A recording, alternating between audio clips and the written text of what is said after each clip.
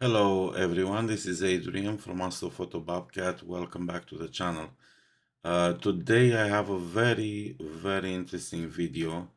It's in a way it's a follow-up to my last video, and in the last video, if you do remember, we did talk about capturing the same target with two different telescopes, two different focal lengths, and I did process each image separately and show you the difference. And doing that, it just crossed my mind, how about I would combine the data from each telescope, put them all together, and come up with one image.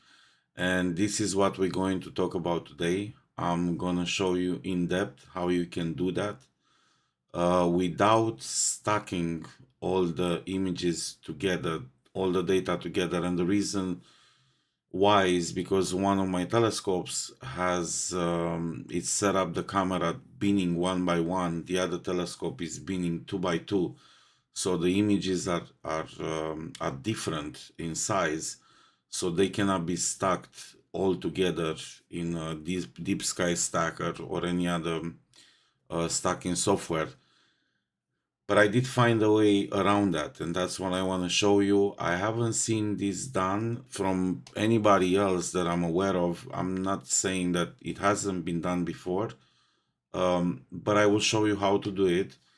It's actually a quite easy process and few steps. It's gonna take a while. It's a longer video, and I hope you stick around till the end. Welcome back to the channel again, and let's get into it.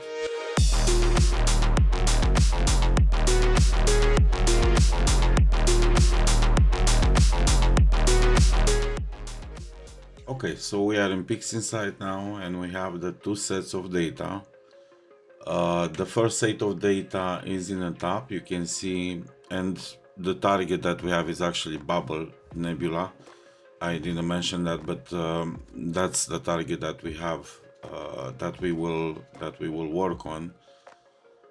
And as you can see over here, I have 29 hours in HA with the Orion telescope at approximately 900 millimeters.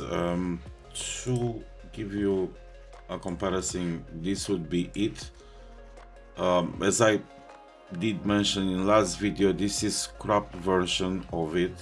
I'm using this for the comparison over here. This is the full, not cropped, the full frame on the RC. This is 2000 millimeter, this is 900 millimeters, so you look at a very big difference over there. And as you can see, the image size, right, you can see it right here, where this one is very big, this one is way smaller, and that's what it means when you do 1 by 1 or 2 by 2. Automatically you're gonna see in the raw TIFF file that the image is physically smaller. This one is 6000 by 3000, and this one I'm not sure, like about 3000 by 2000. I have to check on this technical data. But without wasting any more time, the steps that you need to do right now are the following. First of all, you need to go to star alignment, and the star alignment, you're gonna pick the RC HA, which it does say 53 hours. It's about 28 hours, 29 hours of HA. It's about another 12 hours of solve, and about the same, up to 53 of oxygen. I made a mistake. I didn't put exactly the number of hours over here. I usually do that, so I identify it the way I did it over here. But certainly it's combined together, it's about 109 hours from what I remember. So what we're doing, in order for you to keep track of everything and not get lost into it's gonna get very crazy very fast. RCHA, you're gonna start with that, and it's very important you start with the smaller image. You want to scale the bigger image down to the smaller image, so it's gonna go deeper. And you can do it the other way, but it's not, I wouldn't necessarily recommend it. I think this is the best way. I did it both. This is much better. So what you're doing now, you start a line and then you add views over here, and you pick the HA on the Orion, the oxygen on the Orion, the Solf, and then you skip the HA because that's the main image right here, the reference image on the RC, and you take the RC03, RC Solf, OK, and then you command globally, and then you will have the stars aligned. And now you will see that all the images are going to be the same size. And you're gonna, before I close all the images, I'm gonna show you something very fun. So if you look, this one is the HA on the bubble on the Orion on the 900mm scope. And now if you do stretch it over here, you can see the bubble close up and personal, same as you would see it. Exactly what I told you is getting a little bit crowded. Same as you would see it over here. And if you look at the striking differences right over here, and I'm trying to explain why it's important that you get this image as a reference. So you see the finer detail in the bubble over here, right? You don't see the round area because it's the RC telescope. When it goes that close, for some reason I can't still figure it out. I think I need to get more data, and it's a slower scope. That's why I assume that I don't get so much hydrogen around. Again, I'm reminding you, it's about the same amount of data, 29, 30 hours, right? And you can see how big of a difference. However, if you look close in this image, this is very nice and clear, and this one is not. That's because we basically went down, we zoomed in, right? And once you zoom in, you tend to see the middle of it kind of blurry. And I'll show you how to fix that, but that's one of the challenges that you have to deal with. Also, you lose a little bit of from the frame over here because of the alignment. But going back, what is important that I started in the beginning to mention, you wanna keep this clean. So first of all, we're gonna close the big images. We're done with this, and we're gonna look for only the register images except the HA, the RC, right? We don't wanna close that down, but we wanna close this down. We wanna close this down. And now we have the HA and everything else that we registered. All right, that's the first step. Before moving to the next step, I want to just show you the image size that I was talking about. And I opened up the Deep Sky Stacker. And over here you get all kind of information, the date when you captured the image. The frame, and then over here you can see the telescope Orion project, 6280 by 4010. So I was close, but not that close. I was closer than the GSO. The GSO RC is 3140 by 2105. Excuse me. These are important details that you want to know, but usually I shy away from technicalities like that. Anyway, once I show you that, we're gonna go to the next step in PixInsight, and I separated the Orion images right here, the hydrogen, sulf, oxygen, the RC hydrogen, sulf, oxygen, and we will do the blur exterminator. And the blur exterminator by RC Astro, it's an extremely useful tool. And what can you do with it is to sharpen up your images, and it's better to use it before you stretch so you avoid any kind of artifact in the image. So we're gonna go ahead and do that. What I want to advise you as well is to use the stars from the higher aperture telescope. In my case is the RC, and after stretching the images I will show you how to do a star layer. This star layer from here, now because we are star aligned, they're gonna be perfectly for this as well, so everything is aligned. You're not gonna have any issues. Excuse me. And let's go to histogram transformation, and we will start with this first hydrogen alpha from the RC. We have over here the the preview, and actually this is the oxygen, that's not the hydrogen. Very interesting. Okay, all right, so we'll stretch this a bit, and then we go to the solve. I think it's the solve. And we'll do the same thing. Yes, that is the solve. You can see that kind of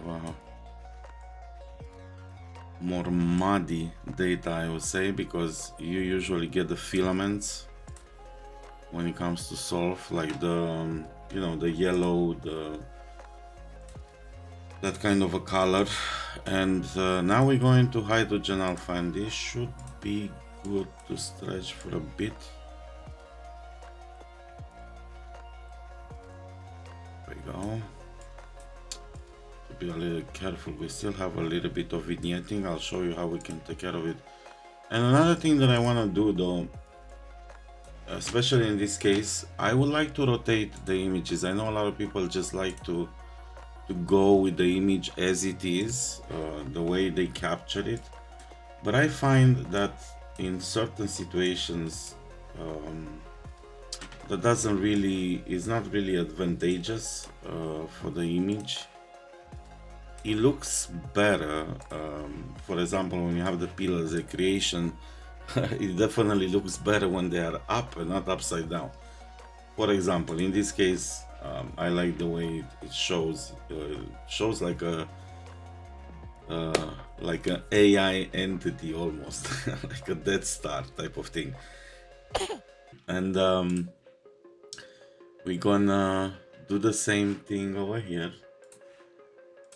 And thank you very much for sticking with me in this long video, but I promise you it's worth it. By the end, the image is gonna be very impressive, and it's a very good thing that I'm very happy that I discovered how to do. And again, I don't know if somebody did it before, and it's possible, because I mean there are so many people doing astrophotography, so many great people that they've been doing it for a long time, and it is possible. But I've been looking to different you know, charts and stuff like that, and I haven't found any. So that's why I wanna give you a possibility to use your data that you have with a different telescope. They usually work better if they are closer in aperture. In my case, it's basically half, more than half, like the difference. But still, I'll show you exactly why it's good, because again, when it comes to the bubble itself, you get very nice details with RC because the aperture advantage that the RC has. But when it comes to the surrounding area, you get better details from the Orion telescope, and it's great to actually combine them both. So once we have this, the first thing we will do now, after we stretch the images, we will combine the first set of RC images so we can extract the star mask. And the way we do that, we go to LRGB combination, and I always go for the Hubble palette. And it's an interesting thing, because I used to, in the beginning, I used to do it normally, right? Like hydrogen to red when I started it with monochrome photography, and I wasn't very happy when I tried the first time, you know, the Hubble palette. I was like, what is this? Like, you're gonna see that it's completely changing the color scheme. Hold on, I'm talking and I'm making a mistake. So on the luminance, you're gonna put the HA. On the red, you're gonna put the solve data. On the green, you're going to put the HA again, and then on the blue, you will use the oxygen, obviously. And I found that very fascinating, that once you stretch the data, once you play with it, and Hubble images, the Hubble palette is much more compelling than anything else. Okay, now you have the green over here, and the green is going to be subtracted very easily by using S, C, and R, and you will use the green to take it out, and this is a gorgeous, beautiful image. Stars are looking quite okay. I mean, I don't have RGB stars. That's another thing that that you can obviously use, but of course that requires extra time. It requires to shoot, and I will probably do that. I will capture RGB stars and then, you know, take these stars out and put RGB in. Star exterminator right now, and you will have a star mask. And in my situation over here, I mean, it would be probably better to actually use the stars from the other telescope, but the final image I added spikes. So you see over here, if you look careful, I do have a little bit of like a bad, I have probably a few bad frames that the stars are distorted a little bit, but I don't mind. I mean, again, I will have to come through it, check it out and see what that is, but you can use whatever layer you want, but my recommendation is to use the layer, the bigger one.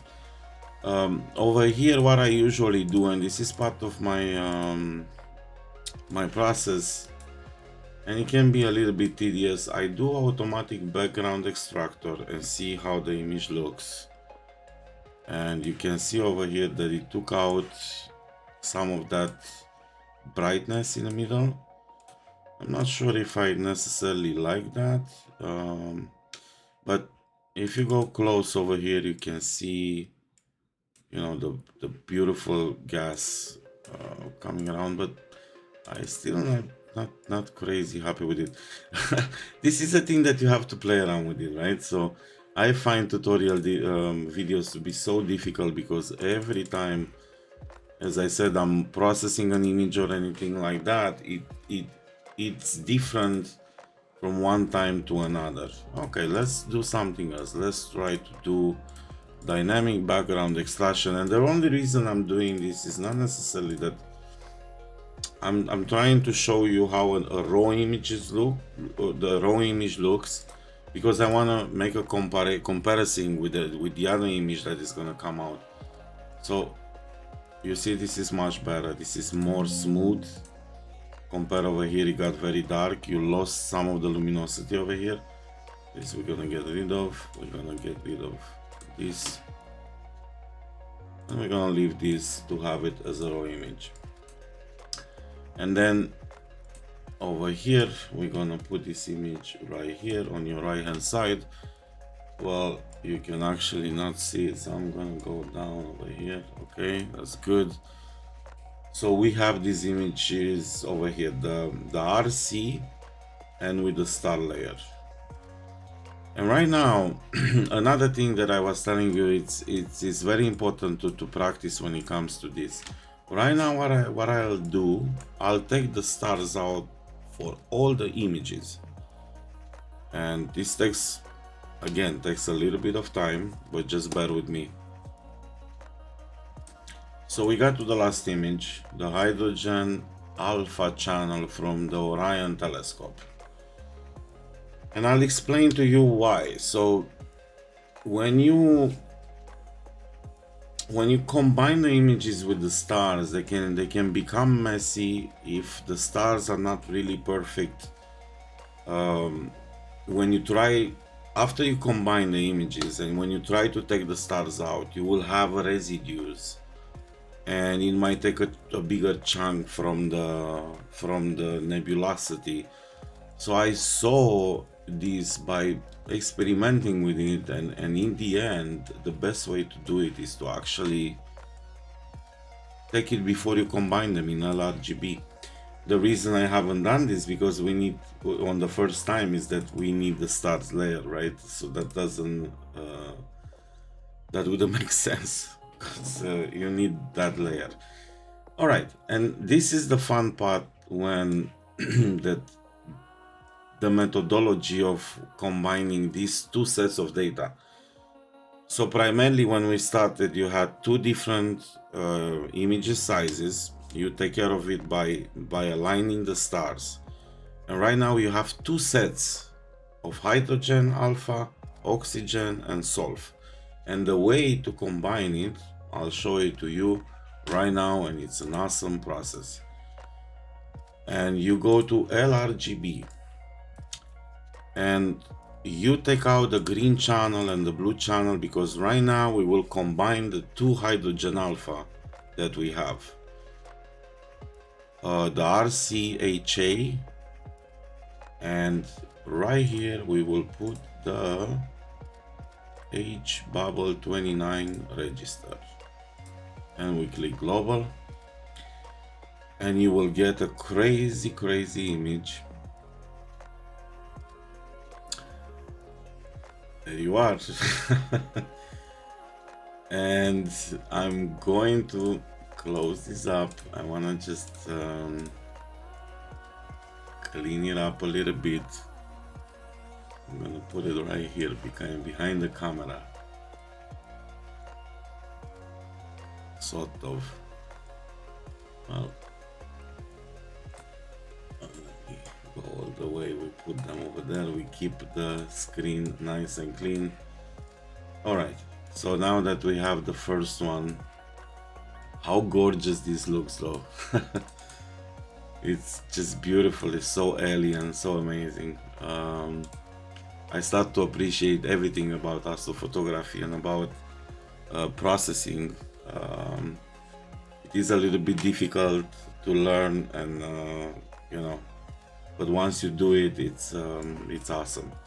Okay, we took care of that. Now what you do, you take out the red, you punch in the green, you change the image over here, and you add the solve. And you add the solve, the RC, and over here in the bottom on the green channel, you add the solve from Orion telescope. And you're gonna get a crazy green image. There you go. And we have this image right here. And the next thing we do, we punch in the green, we punch out the green, we punch in the blue, and we do the same thing with the oxygen over here, the RC on the luminance, and the oxygen from Orion on the blue channel, and you combine them. And you will get a blue image. Well, a crazy blue image. Must be said. And this is what we have right now. In this situation, what I can do, and I will show you what you have to do. You go to color space conversion, you convert to grayscale, and you do the same thing for each image.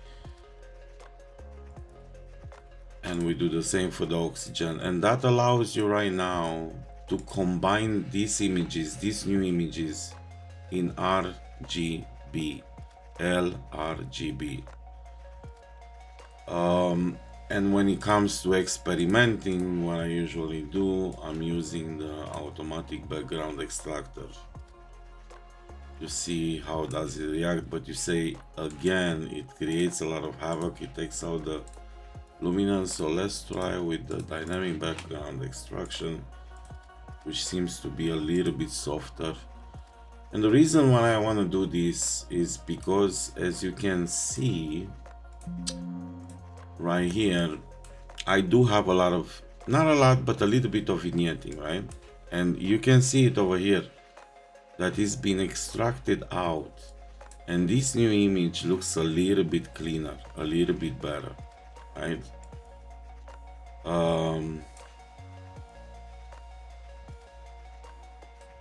And we will close this one so we don't get confused.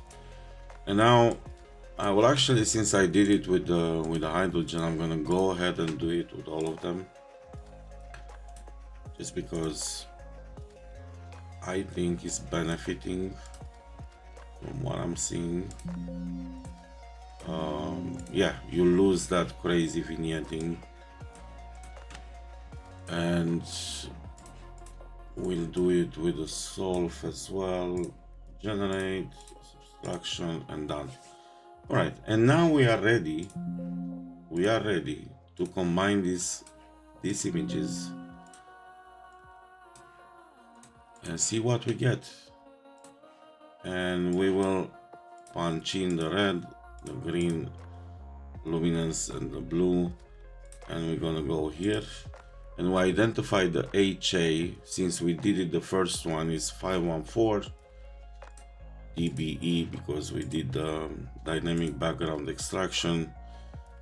The solve would be 515, and we'll use that for the red channel. We go again to 514 for the hydrogen, for the green channel, and for the oxygen we do 516. And let's hit the global and see what's happening.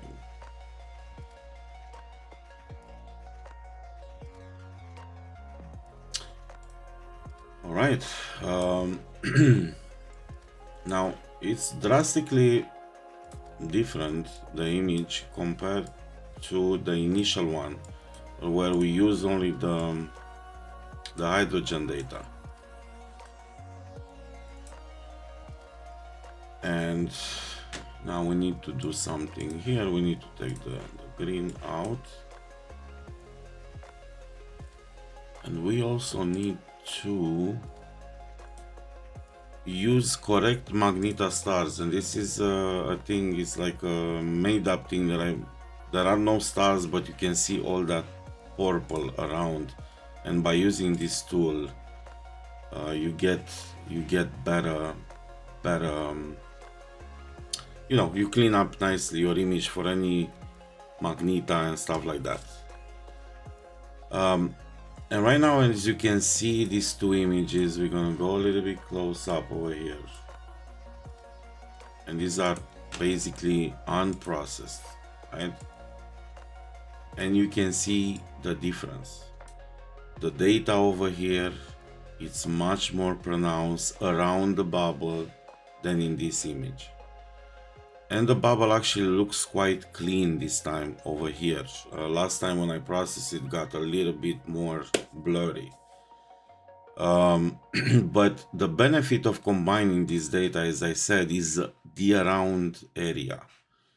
And in my final picture that you're gonna see here, you see a much more pronounced nebulosity around the bubble. And the reason why is, in the first image that I made, in this one right here, in the that I show you, when I combine this, the 514, 515, 516 images, and this is the hydrogen channel, Over here I put the RCHA first as the luminance, and I use the Orion telescope as the red channel. But you can do that in reverse, and I'll show you how that looks, because I want you to see exactly the three images side by side to understand what kind of benefits you have by doing one way or another. As I said, and you will see, when you get the image done with Orion on the luminance, you will see the bubble more blurry. But as you know, you can use those images, this one and the one that I'm gonna make, you can actually use those and combine them together, use a mask so the bubble looks clear, and then you have all the nebulosity around, as you see it right here in the first image, in the first section of Pix Inside. All right, but let's go back and let's work very fast. I'm trying to keep this as short as I can, but it's not easy. So now we're gonna put the bubble, the Orion, in top as luminance, and we're gonna use the RC hydrogen. Okay. And we're gonna hit global, and we're gonna get the red channel, or the hydrogen alpha channel, yeah. And exactly what I was telling you, you see it's a little bit blurry, but look at the surrounding area. How much more data you already got right there. And we're gonna put this aside, we're gonna hit the red, we're gonna punch in the green, and we're gonna go now with the solve, and we're gonna do the same thing. We put Orion first, we put the RC on the green channel.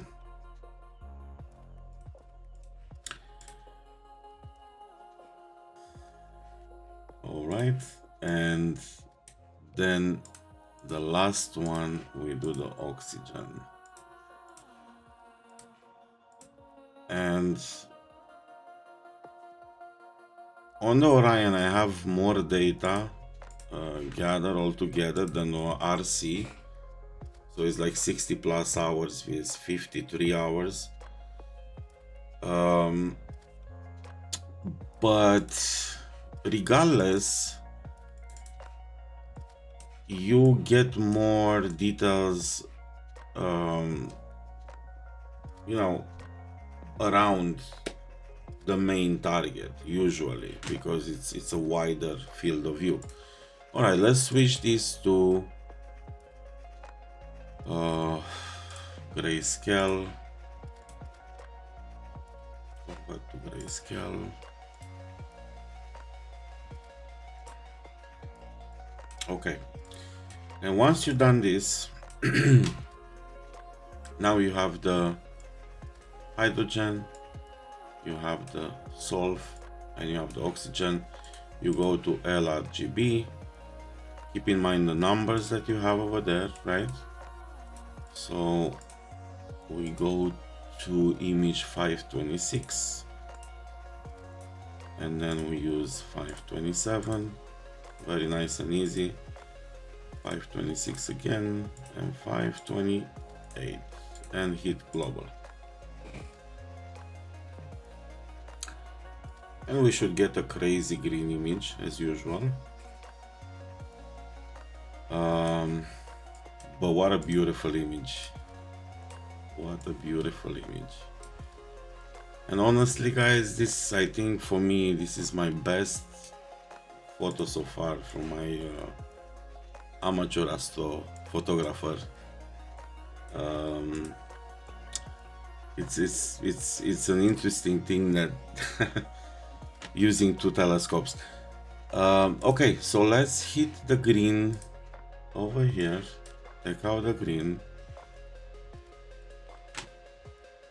And exactly what I was discussing with you earlier, as you can see here, this is a little bit messy over here, right? You can see a little bit blurry.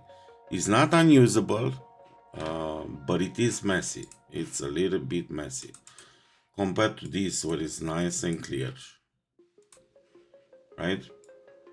However, if you look at the details surrounding the area right here, these sulfur plumes of gas, it's just no comparison. As you can see right here, this area is no comparison, right? So when you actually put these two pictures together over each other, you mask this, right? You take this out and you leave the back, you get the picture right here. And I'm gonna close with this. I'm not gonna go ahead and process the whole thing. I will have a separate video for that. I'll show you how to mask it and all that the following video. This has been very long as it is, so I'm trying to keep it short. And as you can see, you get the benefit by using these two telescopes. You get the benefit of the surrounding area, you get the benefit of the aperture, so you can get the center. But this is the way it looks after processing it, and it's just, in my view. And of course you can always get more data, you can always I got into a habit of actually adding data over data over data, which is a beautiful thing. And yeah, I hope you guys enjoyed this video. I really hope it gives you more freedom to use the data that you have on different telescopes. I'm going to experiment with different set of data to see. I did this to Pac-Man Nebula as well, and it worked beautifully. I did this to Eagle Nebula, and it worked beautifully. I have it right here in Photoshop. This is the raw data after and it just looks spectacular. This is unprocessed, this is just stacked, right? And this is processed, and it looks beautiful in my view. I'm missing a lot of data over here though, so I have maybe about 18 hours, so this is not really the best example. But going back to our image of the day, the Hubble Nebula in all its glory, I hope you guys enjoyed this video, and I will see you next time. Alright, clear skies and take care of yourself. Bye. Me from the future. This is not the hydrogen data, this is the RC alone data.